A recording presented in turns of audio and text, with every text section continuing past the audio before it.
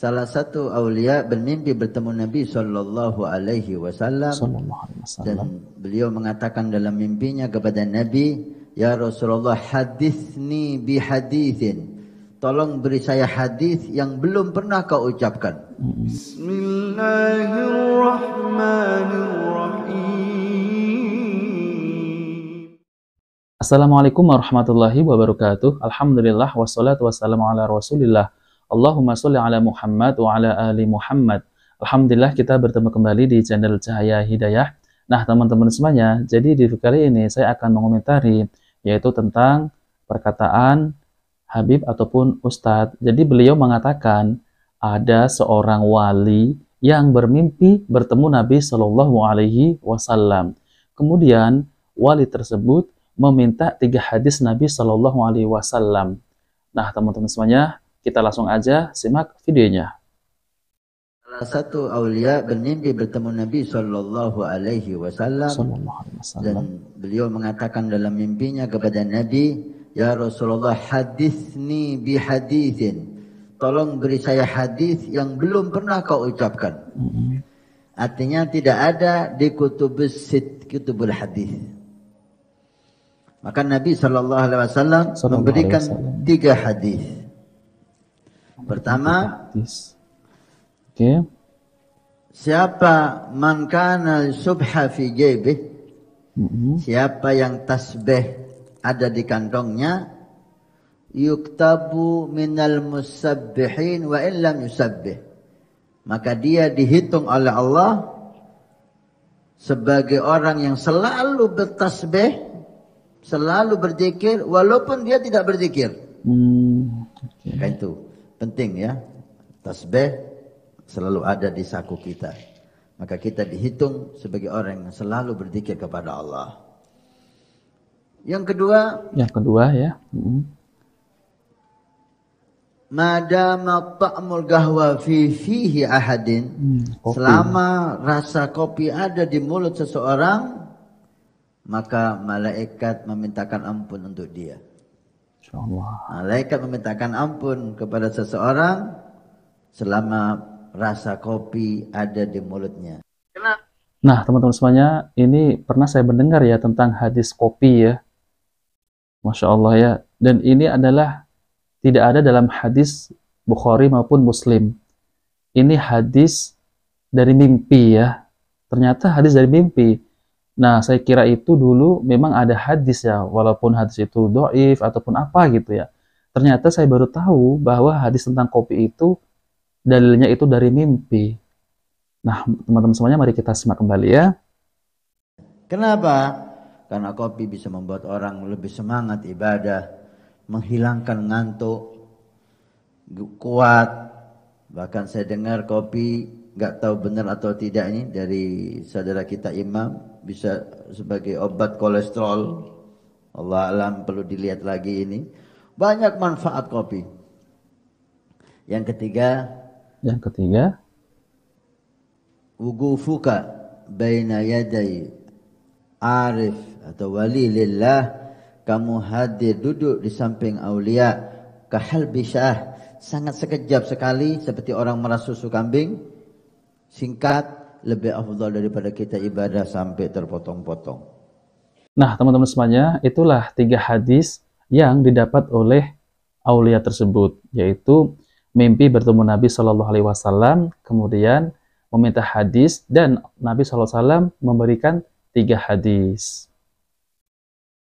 Jadi ya teman-teman semuanya, saya tidak menyalahkan Habib ini ya, dan saya menghormati Habib ini. Akan tetapi yang saya komentari yaitu tentang mimpi dijadikan dalil. Nah, ini yang saya komentari. Karena agama Islam itu sudah sempurna, ya. Kemudian dalam Al-Qur'an Allah Subhanahu wa taala berfirman, "Pada hari ini telah aku sempurnakan untukmu agamamu dan telah aku cukupkan kepadamu nikmatku dan telah aku ridhoi Islam sebagai agama bagimu." Surat Al-Maidah ayat 3. Nah, teman-teman semuanya, dan ini adalah dalil tentang Islam itu sudah sempurna. Jika ada orang yang menjadikan mimpi itu sebagai dalil, maka itu tidak benar ya. Jadi kalau ada orang yang mengaku mimpi bertemu Nabi Shallallahu Alaihi Wasallam, kemudian Nabi Shallallahu Alaihi Wasallam memberi hadis-hadis Nabi, yaitu misal seperti yang tadi. Nah, itu maka tidak benar. Allah Subhanahu wa taala sudah menyempurnakan agama Islam ini dan Allah telah meridhoi. Kita berpedoman Al-Qur'an dan Sunnah sesuai pemahaman para sahabat. Saya akan tampilkan penjelasan dari Ustadz Dr. Firanda Andirja MA Hafidhahullah Ta'ala, yaitu tentang terkait menjadikan mimpi sebagai dalil. Nah, teman-teman semuanya, mari kita simak videonya. Allah, kau benar-benar bermimpi dengan Nabi dalam mimpi, bertemu dengan Nabi dalam mimpi. Itu pun suatu yang tidak jelas. Apalagi para ulama telah ijma', kata Nawawi rahimahullah dalam Majmu' Syarh al-Muhadzab, Al-Majmu' Syarh al-Muhadzab, kata beliau, ijma' ulama tidak boleh mimpi dijadikan dalil. Mimpi itu paling banter hanya untuk isti'nas, untuk penguat. Contohnya bagaimana? Contohnya seorang dalam tidur bermimpi ketemu dengan Nabi, kemudian Nabi bilang, wahai fulan, hendaknya kau berbakti kepada orang tuamu. Itu enggak jadi masalah. Memang perintah untuk berbakti sudah diperintahkan oleh Nabi dalam hadis-hadisnya. Contohnya seorang bermimpi, saya dengar seorang bermimpi, saya mimpi ketemu Nabi, Nabi bilang, kenapa kau tidak sholat tarawih? Ya enggak apa-apa, silakan sholat tarawih. Karena memang sholat tarawih sudah ada dalilnya. Tapi membuat hukum baru tidak mungkin karena agama sudah sempurna. Nabi telah berkata dalam Al-Quran, Allah berfirman, Al-yawma akmaltu lakum dinakum. Pada hari ini telah aku sempurnakan agama Islam bagi kalian. Nah, kalau ternyata bisa muncul syariat-syariat baru lewat mimpi, berarti agama Islam belum sempurna. Berarti ada ajaran yang tidak diketahui oleh Nabi dan para sahabat dan tidak diketahui oleh semua orang. Sekarang baru Anda tahu karena Nabi kasih tahu. Berarti baru sempurna sekarang dong. Kalau begitu caranya, agama tidak akan pernah sempurna. Sampai tunggu bid'ah yang terakhir muncul baru sempurna. Paham atau tidak? Paham. Ya. Karena kelaziman daripada bid'ah sebagaimana perkataan Imam Malik rahimahullahu taala. Ya. Wa man za'ama annal bid'ah, barang siapa yang menyangka bahwasanya ada bid'ah hasanah, faqad za'ama anna Muhammadan khana risalah. Ya. Barang siapa yang berpendapat ada bid'ah hasanah, maka dia telah menuduh Muhammad telah berkhianat terhadap risalah. Berarti ada sesuatu yang belum disampaikan oleh Nabi. Kenapa? Karena Allah telah berfirman, Al-yawma akmaltu lakum dinakum. Pada hari ini telah aku sempurnakan bagi kalian agama kalian. Ya. Maka tidak mungkin Nabi kemudian membuat syariat baru dalam mimpinya. Oleh karena Imam Nawawi berkata, seandainya seorang tidur dalam mimpi, datang Nabi SAW berkata, wahai fulan, besok 1 Syawal.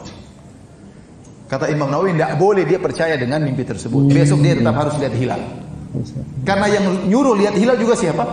Rasulullah. Siapa yang suruh lihat hilal? Nabi SAW juga. Sekarang dalam mimpi, taruhlah benar dia ketemu dengan Nabi dalam mimpi, Nabi bilang besok 1 Syawal. Sementara dia tahu dalam hadis-hadis yang sahih, Nabi mengatakan sumu li ru'yatihi wa aftiru li ru'yatihi. Kata Nabi, berpuasalah karena melihat hilal dan lebaranlah karena melihat apa? Hilal. Maka terjadi pertentangan antara apa yang dilihat dalam mimpi dengan hadis-hadis Nabi yang sahih. Kata Imam Nawawi, harus ikut hadis-hadis yang sahih. Jadi harus tetap lihat apa? Hilal. Tidak boleh kemudian saya tidak mau lihat hilal karena saya percaya dalam mimpi ketemu dengan Nabi SAW. Ini kalaupun kita bertemu dengan Nabi dalam mimpi. Nah, teman-teman semuanya, inilah penjelasan dari Ustadz Dr. Firanda Andirja MA Hafidhahullah Ta'ala, yaitu tentang terkait menjadikan mimpi sebagai dalil. Dan Masya Allah ya, beliau menjelaskan dengan ilmiah sekali, berdasarkan dalil Al-Quran, kemudian berdasarkan perkataan para ulama ya. Masya Allah. Syukron jazakallah khairan Ustadz Firanda.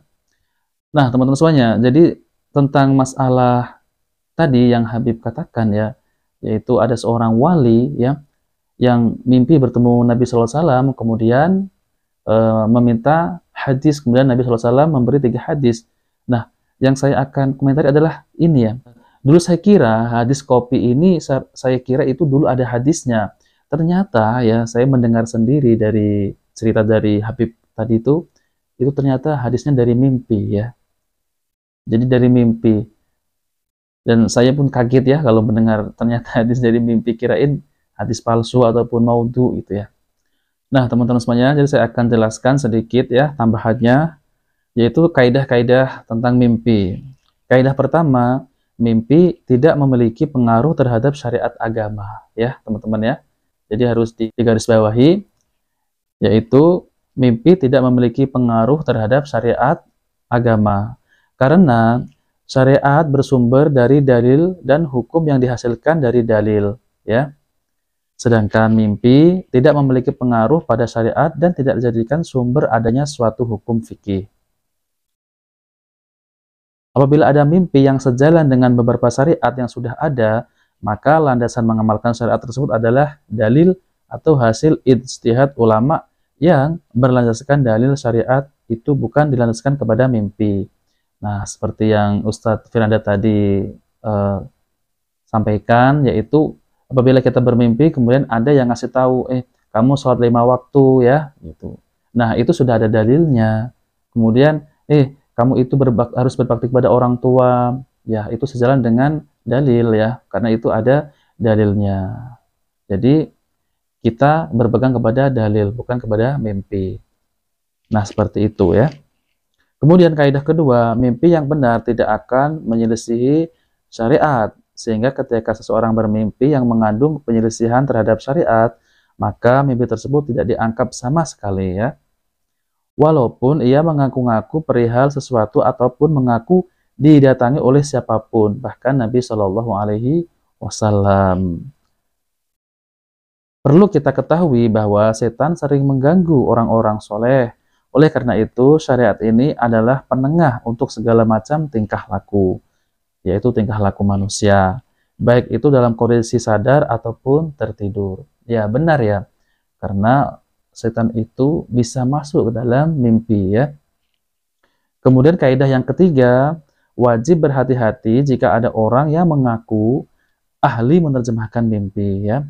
Padahal dia tidak memiliki ilmu tentang tafsir mimpi sama sekali. Bahkan orang tersebut adalah orang bodoh atau dikenal karena khurafat dan bid'ah yang dia lakukan.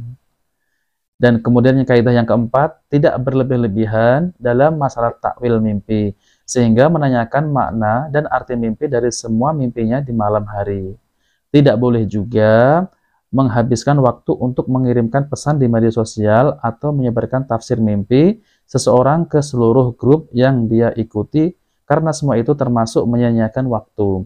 Rasulullah Shallallahu Alaihi Wasallam bersabda, yang artinya di antara tanda kebaikan keislaman seseorang jika dia meninggalkan hal-hal yang tidak bermanfaat baginya. Hadis Tirmizi. Riwayat ini hasan.